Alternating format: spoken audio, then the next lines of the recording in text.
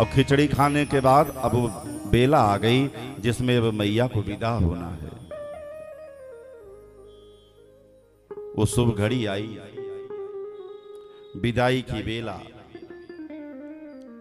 सबकी आंखें नम थीं।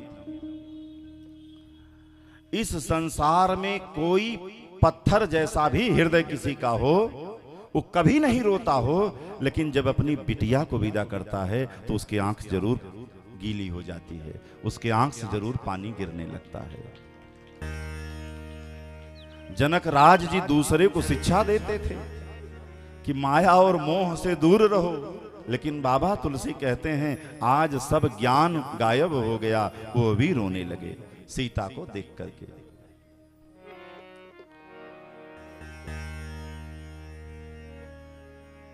माता सुनैना सीता को पकड़ करके भेंटती हैं, गले मिलने की जो प्रक्रिया है। सीता मैया भी रो रही हैं और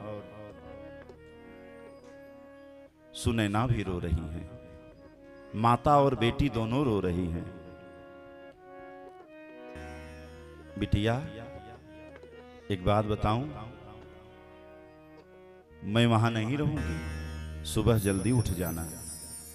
यहां अगर थोड़ा उठने में तुम्हारे विलंब हो जाता था तो न तुम्हारे बाबूजी डांटते थे न मैं डांटती थी, लेकिन ससुराल में जा रही हो, वहां सास हैं ससुर हैं, वहां डांट पड़ेगी। इसलिए सुबह उठना, सबका चरण छूना, सबकी सेवा करना। और एक बात बताऊं बिटिया, बाबा लिख रहे हैं कि सास ससुर गुरु सेवा करहूं, लेकिन पति रुख लखी आयसु अनुसरहूं।